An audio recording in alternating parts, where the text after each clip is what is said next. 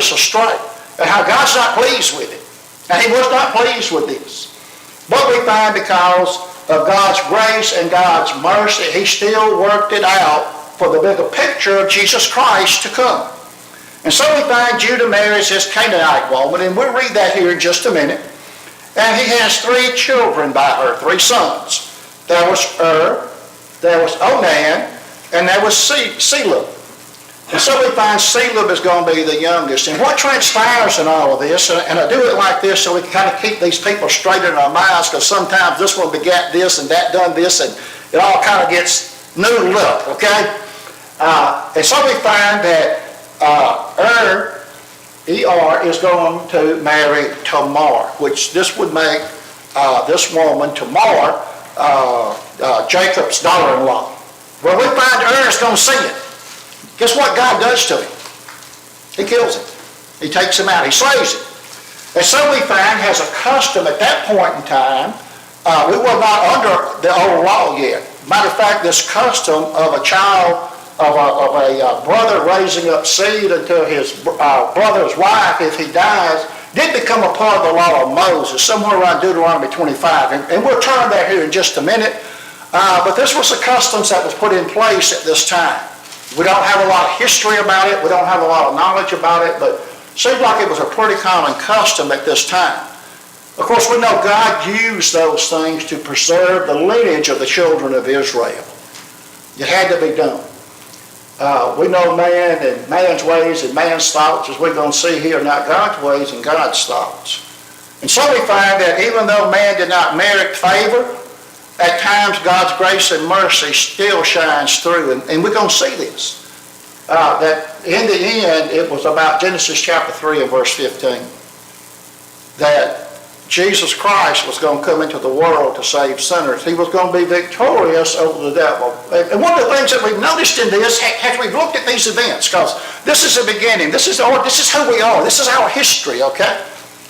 As the church, which was in God's wisdom, from the very beginning. In eternity, that was his plan. And so we find that along with that, we have the influence of the devil. Don't ever forget that. We see it here. We see it in the lives of men. And modern technology is okay, but sometimes I forget. So let's just put this sign over here, okay? And so we find that the devil is running interference here. Because what did Genesis 3:15 tell him? That Jesus was going to be victorious over him. He was going to bruise his head. So the devil from that point on had to try to thwart the plan of God, hasn't he? He tried to thwart it, and I'm just going to use some brief things that we know about it, and we've studied some other things that's going on. He said, hey, I can't let this happen. I got to corrupt the people on the earth. And so he corrupted mankind on earth, and through the influence and the works of the flesh and lust and things of that nature, and we had a great flood. You know what's amazing about that great flood? It's the greatest catastrophe mankind has ever known. Go and read that. The hundreds and thousands, and it's been estimated now. I wasn't there, okay? I'm getting older, but I wasn't there, Daniel, when the flood happened. So, all I can tell you is what some of the historians say and counts, and when you go there was millions of people on the face of this earth. Don't kid yourself, okay? The way they were populating the earth. And so the devil said, hey, I got to stop this. I got to stop this seed of woman from coming to save the world. And so you had the flood, and then this story that we're into today, and this is occurring somewhere around 1727 BC, okay? Okay. So if you go back and look at that, we're about, 2,800 years from the flood, okay? If you look at that. But when you look at the backdrop of all this, you can still see the ark sitting on the top of the mountainous range of Ararat. Well, what happened to these people? Wait a minute. Jeremy, if you wanted to see the hand of God physically, all you had to do was walk up the hill there. There it was. And yet you see apostasy time and time again. Up until a few hundred years ago, Shem was still alive. What kind of story was he telling? Okay? And yet you see these events going on. The influence of the devil is powerful, you see. And even in the life of Jacob and Tamar here, this was the influence of the devil. He's trying to stop the progress of Jesus Christ. And so we find, with that being said, that the Lord is going to slay because of his sins, and Tamar is going to become the wife of his brother Onan. And we're going to find that the Lord is going to slay Onan. And so we're going to find that Jacob tells Tamar to wait in her father's house, and that when Caleb gets old enough, that he is to marry Tamar when he is grown. Okay? And so this is how this event is unfolding here. And so we're going to find that that didn't happen. Tamar kind of took things in her own hands, didn't she? She kind of took things into her own hand, played the harlot. Jacob fell prey to that, and 2 children are born out of that situation. One of them is Pharez, and the other one is Zerah. And it's kind of interesting about this, about Pharez and Zerah. Pharez is in the lineage of Jesus Christ, and his family and him are mentioned numerous times in the Old Testament. Tamar is mentioned in the lineage of Jesus Christ. You see how God, grace and mercy works in spite of what man does, in spite of the influence of the devil, in spite of what we do sometimes. It still works. Grace and mercy is still there. It works today, in spite of what we do. You know, most of us have events that's happened in our life, and I can tell you, the only way that I personally can explain some things in my life is the Lord was looking out after me when I wasn't looking out for myself. Okay? That's the only way you can explain it. Well, Con, you may have something like that.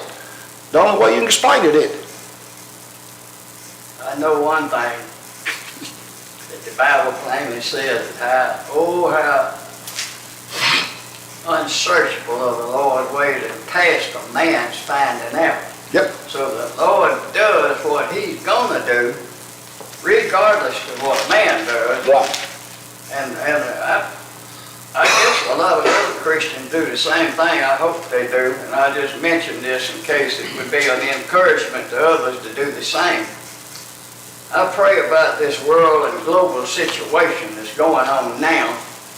And I do ask the Lord to intervene in it, because he does put his hand in the affairs of men. Oh, sure. He sets up kingdoms and brings down kingdoms according to his will. When I say kingdoms, I mean kings, governors, rulers, any and all kind of political rulers. God can intervene in that, and man can't do a thing about it. Right. I mean, he is flat at the point of what you say nothing. Like just like Jesus told his disciples, without me, he said, you can do nothing. You do all that you're doing, but all of it's because of me, because of Jesus. Because he said, without me, you do nothing. Yeah. He is the vine, and they are the branches, and that's the way we are today. Right. Jesus is still the vine, Right. and we're the branches. Right. Right. We're the branches. That's right. So I just put that in there for whatever it's worth. Yeah. Let's turn to Matthew chapter 1. Matthew chapter 1, and then we're going to start in the body of the lesson. I just wanted to kind of give a brief overview so we can kind of paint a picture to keep a lot of these events kind of in our mind. If I had an overhead projector up this morning, I would just leave this up there so we can see this on the chart. In Matthew chapter 1, the book of generations of Jesus Christ, the son of David, the son of Abraham. Abraham begat Isaac, and Isaac begat Jacob. Jacob begat Judah, or Judas as it says here, that's short for Judah, and his brethren, and Judah begat Pharez and Zerah. This is who we're talking about now, of Tamar. And so we find that it's through the lineage of Leah, as we said before, that Jesus Christ is going to come. And we're going to find, too, as this unfolds, we're going to look back, too, at what happened to Reuben? What happened to Simeon? What happened to Levi? You know, Reuben was the firstborn, Simeon and Levi, but the fourthborn received the promise to Abraham that the blessing would come. So what happened to those 3 boys? Well, they counseled themselves out, didn't you? See the work of man? What did Reuben do? He went and laid with his father's concubine. God said, well, it ain't for him. What about Simeon and Levi? Well, because of what they had done and destroyed the men of the city, they had interfered with Sister Dina. They had shed a lot of blood, hadn't they? And so God counseled them out in the lineage of Jesus Christ. And it's just amazing at the lives of these people as you look at it and how God's mercy actually works. So, we're going to begin here in Genesis chapter 38. And we're going to find that it came to pass at that time that Judah went down from his brethren and turned into a certain Adulamite whose name was Hiram. So here we have Judah now leaving from amongst his brethren. And these are Canaanite people that he's turned into. And right off the bat, we've been looking at shadows and types and things of that nature. Right off the bat, we can see a lesson here. Judah goes down out of the people of God and turns unto the Canaanites, which God had already done told them over and over again, don't get involved with the Canaanites. What was the first thing he was going to have them do as they enter into the promised land? He was going to have it purged of all those people. That's the way it's saying sin. He was purging out the sin that was in that land. He wanted a pure land. He wanted a strong land for those people to come into and for those people to live in and for those people to be nurtured in. And so it's not unusual that we find that people will turn sometimes. And we'd use this as an analogy for the church. A lot of times people will leave the church and go down into something else. And we see the impact of it, can't we? And this is what he did. So he leaves his brethren and he goes down here amongst these Canaanites, among the leader of these Canaanites, Hiram. And Judah saw there a daughter of a certain Canaanite whose name was Shua, and he took her and went in unto her. So we find him marrying into these Canaanites. It's kind of interesting, isn't it? And we've seen this over and over, haven't we? Now, we think about Esau. We said Esau, how he became the father of the Canaanites, and he was warned, don't go down there and do that, and yet he did anyway. It grieved his mother, Rebekah, didn't it? That he would go down there and do that he would leave the church and go and marry up into the denominational world. You say, well, Bobby, that's kind of a stretch, isn't it? Well, think about it. These are types and shadows to come. These things were written for our learning. And there's a whole lot more here that we can learn about these things. And so we find that she conceived and she bare a son and called his name And we just talked about that, didn't we? And she conceived again and bare a son and she called his name Onan. And so we just talked about and Onan. And notice what it says here. And she bare again and conceived and bare a son and called his name Shelah. And he was at Shezib when she bare him. And Judah took a wife for his firstborn, whose name was Tamar. So now he's going to have a wife from among these people married into Tamar. And so we find this was for his first son. But I want you to notice what's going to happen here to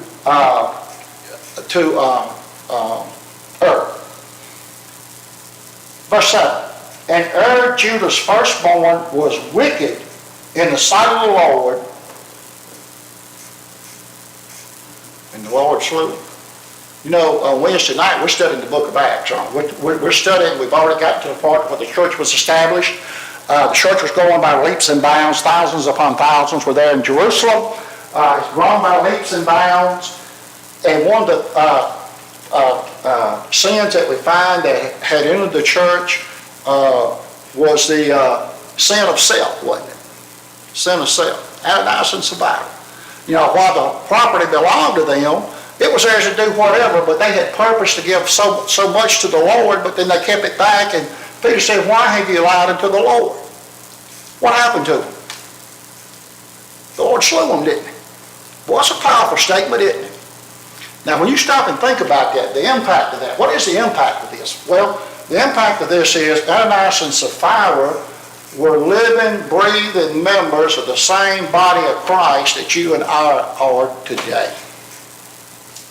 That's a lesson for us. God still sees things. Now we know that the early church was being put into the world. It was being put into structure. It was being put into order. But also these things was done to show that these disciples that were in charge, the early church fathers that were in charge, had the power and authority from God. That God was confirming what he was doing here to strengthen the church. Because they didn't have the written word like we do, see. And so he did those things. And we know there were others that God slew at that period of time. That's another story, but I thought that was kind of interesting. That God, he did evil and wicked. And what did God do? God slew him. Doesn't say how he slew him, but he slew him. And so we find that Tamar now is going to become, as that custom of that day, didn't have any children to raise up, so she becomes the wife of the next son, Onan. And I'm going to kind of skip through some of this because of some of the things that's said here. But anyway, Judah said unto Onan, go unto thy brother's wife, marry her, and raise up seed to my brother. But he didn't do that, if you read the next verse. He didn't do that. He was told, now you need to raise this seed up to your brother. But he didn't do it. So what did God do? Let's look down through here and see. And the thing which he did in verse 10 displeased the Lord, wherefore he slew him also. What did he slay him? Well, God had told him what to do. What did he do? He done the opposite of what God said. In some of this, as we look at types and shadows and analogies, do we also see a type of judgment going on here?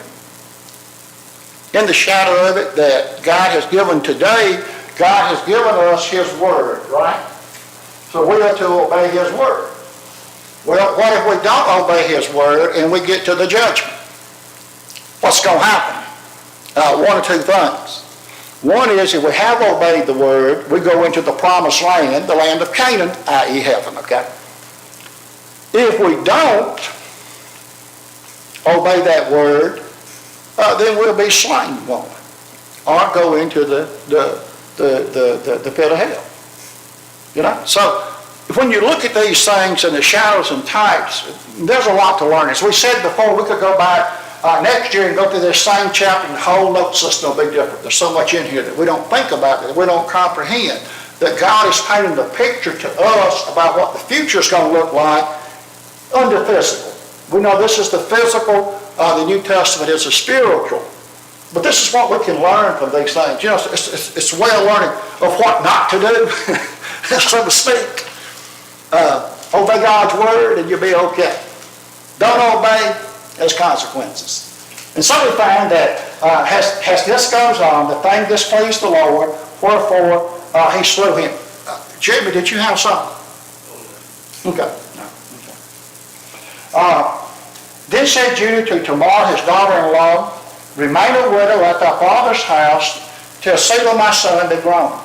For he said, lest peradventure he die also, as his brethren did, and Tamar went and dwelt in her father's house. So we find that he says, okay, now I got another son, there's been no seed raised up, there's been no lineage raised up, you go here. And you stay at your father's house till this son gets old enough, and you will be his wife, okay?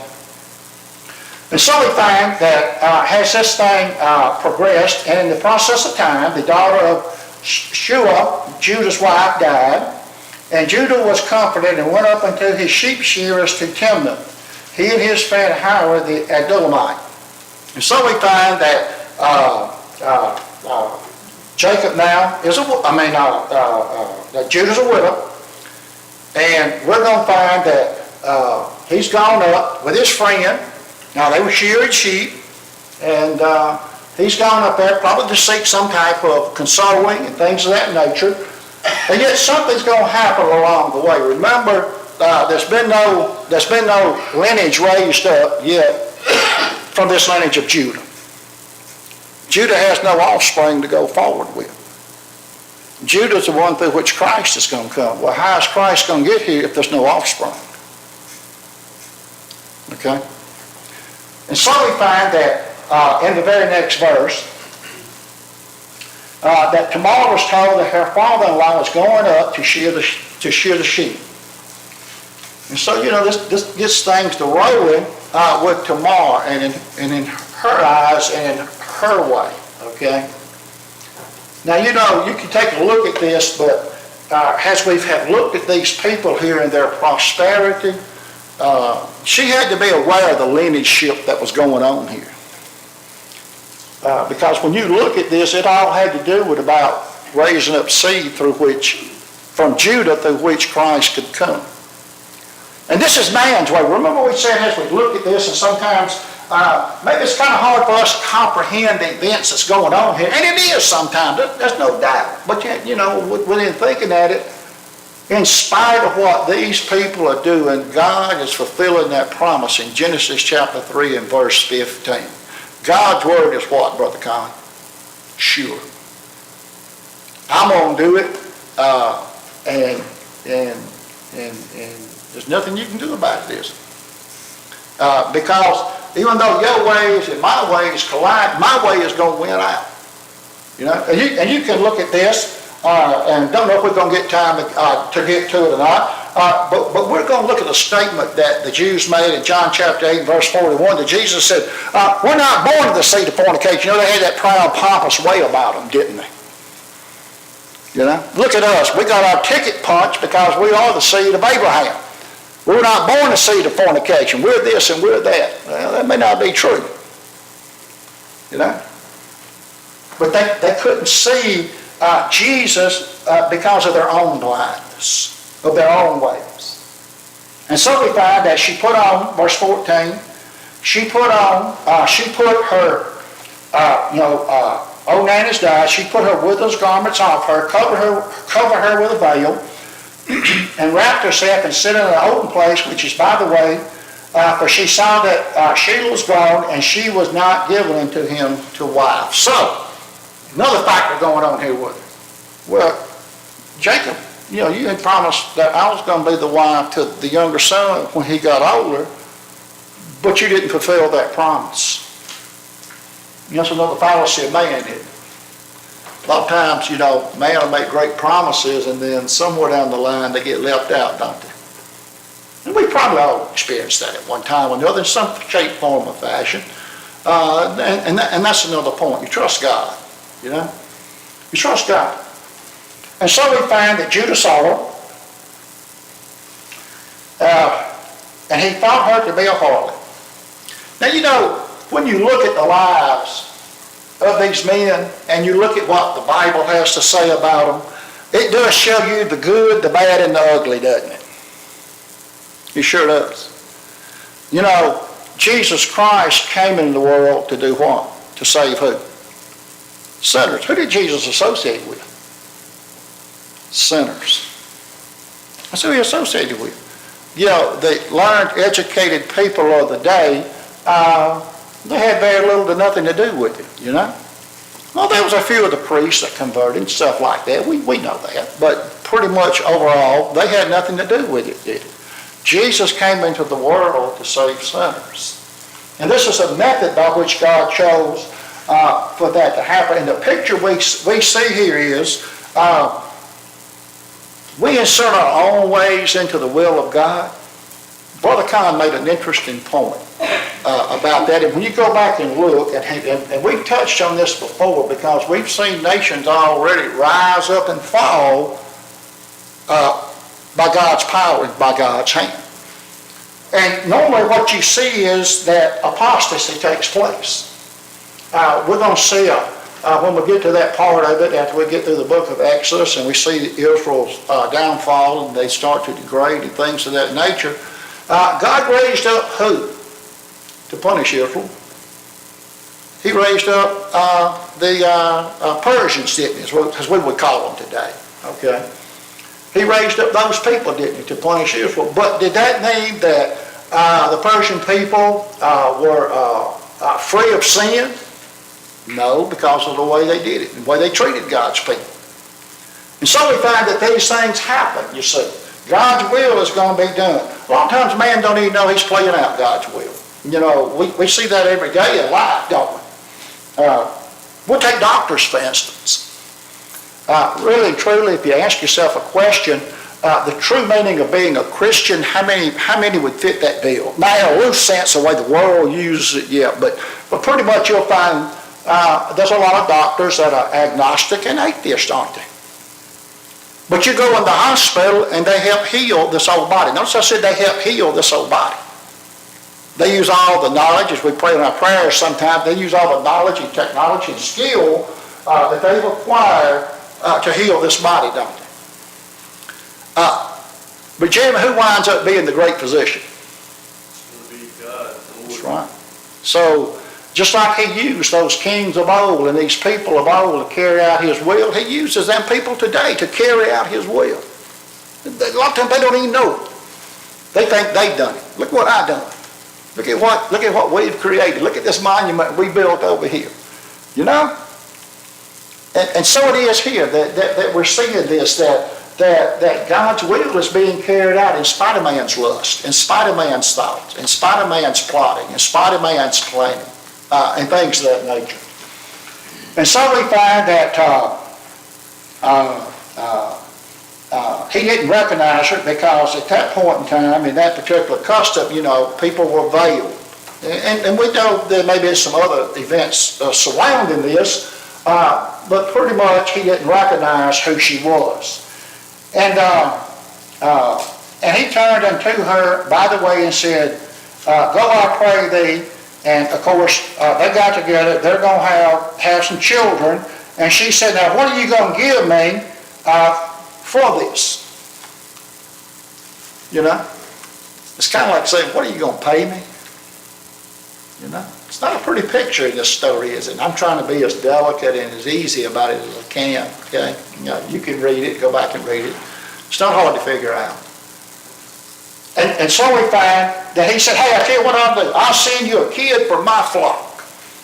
You know, back then that was like saying, I'll give you $200, maybe $300. You know, back then, you know, that was something to be given a kid out the flock. You know, it's kind of like, maybe even today a lot of times, people that still do cattle and stuff.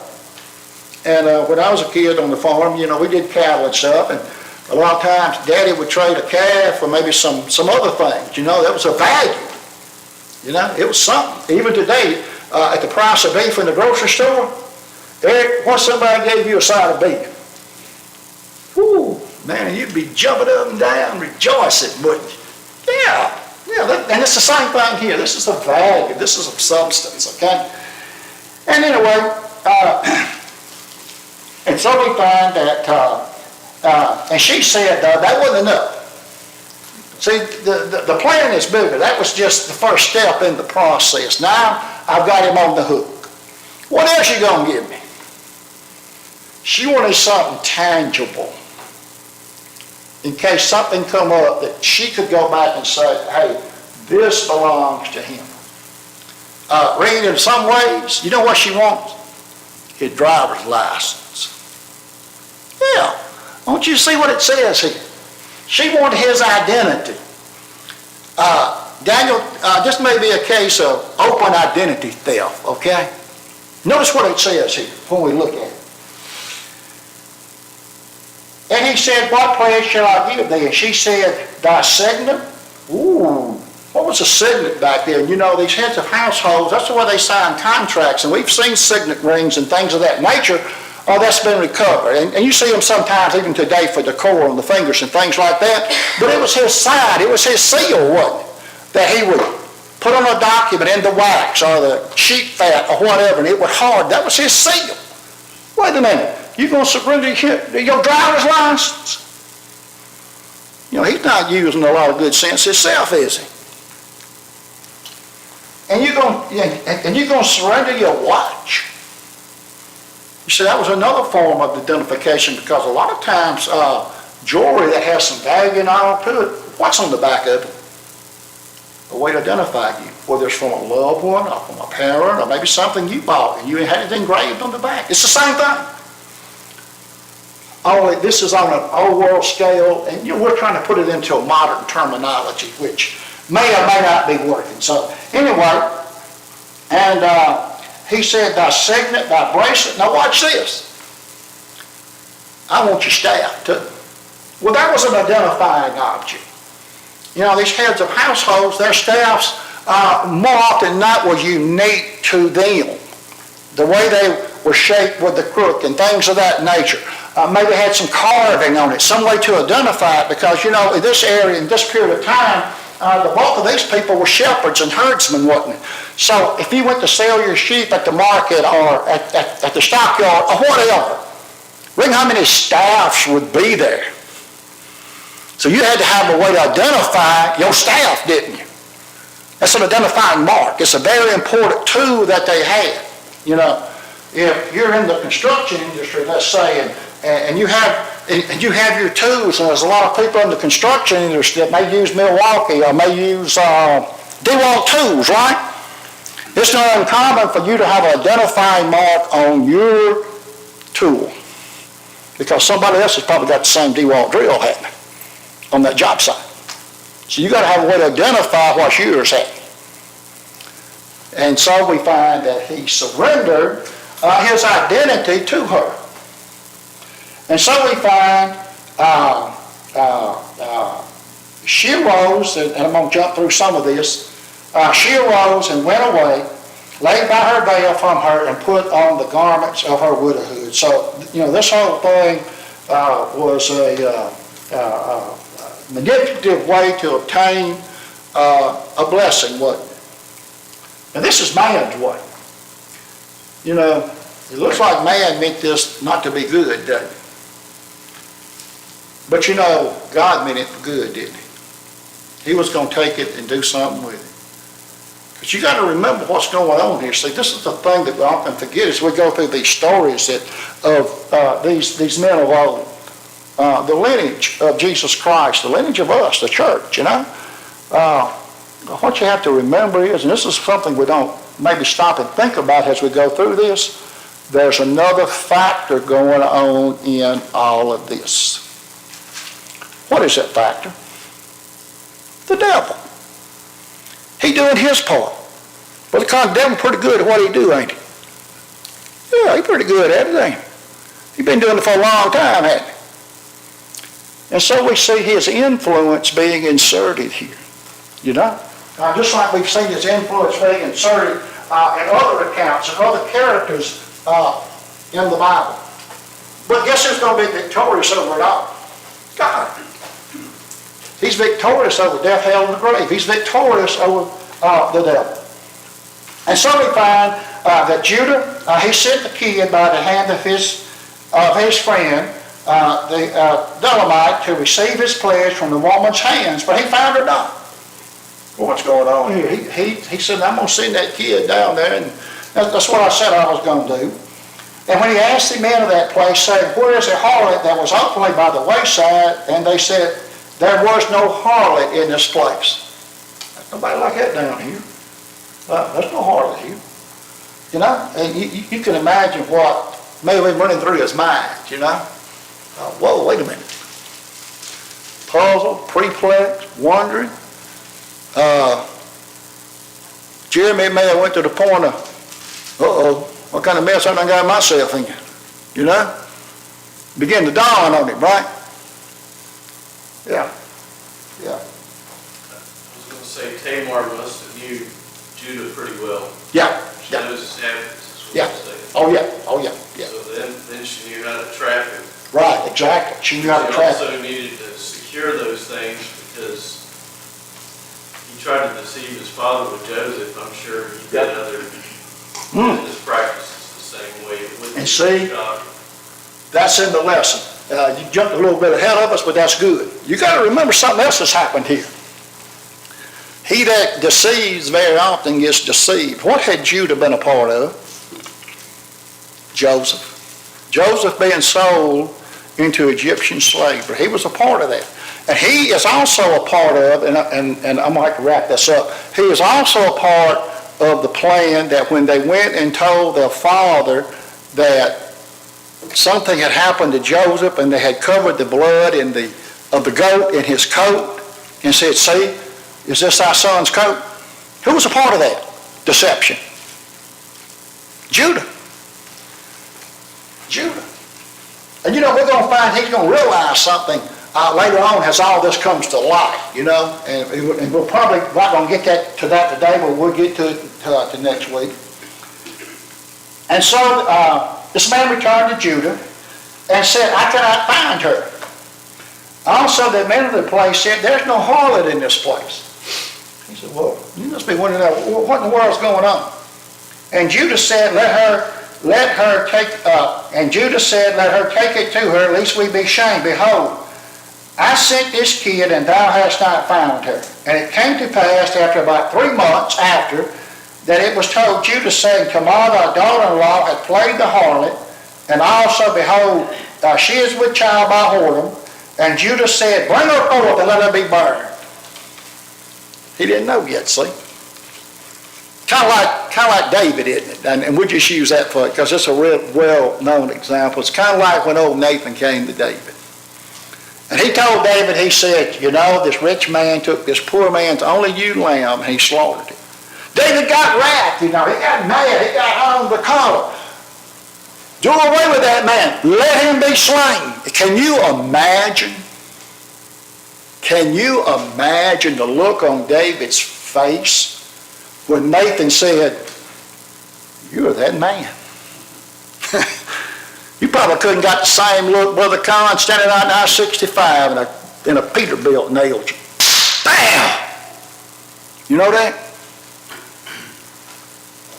So here he is, not realizing that his sin, he thinks his sin is hidden, see. God doesn't see my sin. My sins is hid, okay? He sees your sin. Have a burn. 2 thoughts on that burn.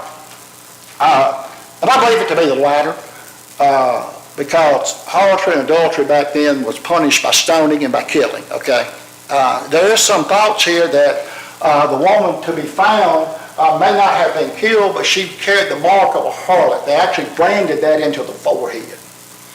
I would think both ways is a tough punishment, but, you know, when you look at this, they often dealt with these kind of things in a very harsh manner by stoning, by burning in various ways, okay? So probably more the latter than the former, but, you know, we don't know for sure.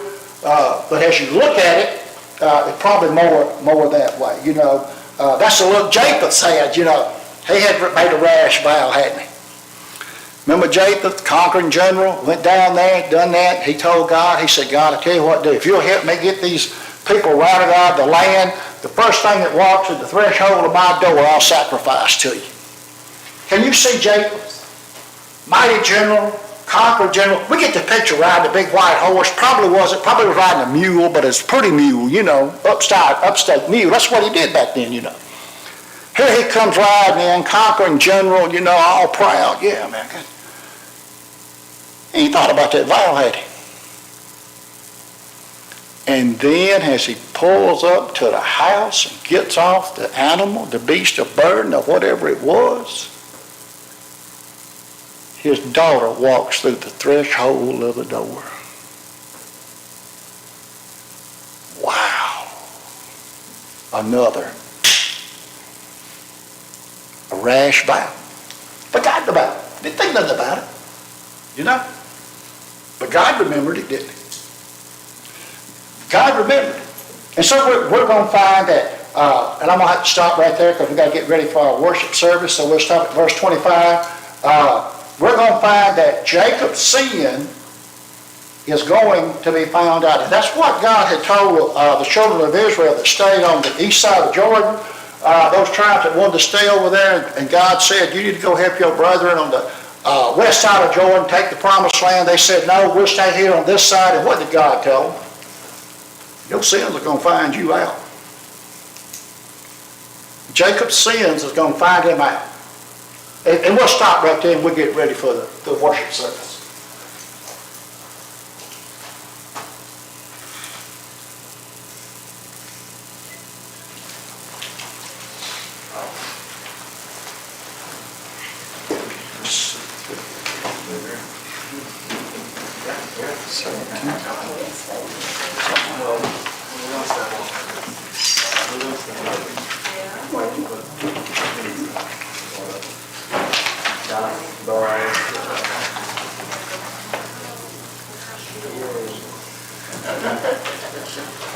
Hey,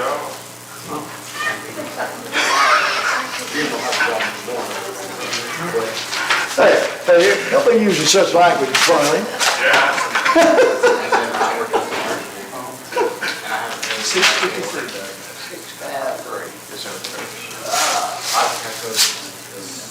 Brought it down here a little.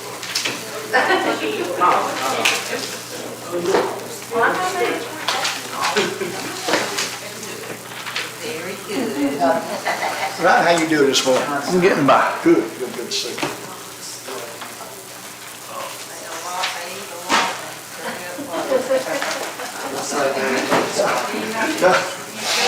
Like just go get some bunch of snacks and stuff. Yeah.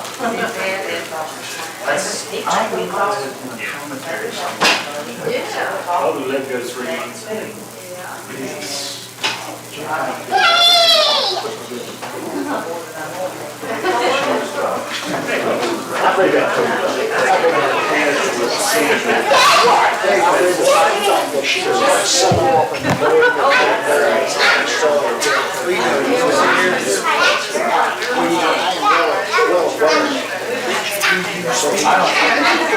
I wasn't, yeah, well, what the things we do know at that time, those kind of things, they were like, pretty harsh if you go back and say.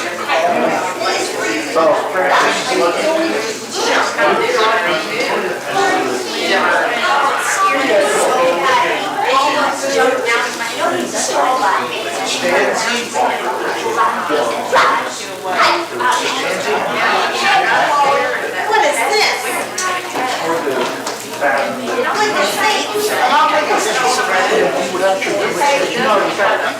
He would accept that. Yeah, it's just like a college. And I can't put that something. Oh, I understand. I know exactly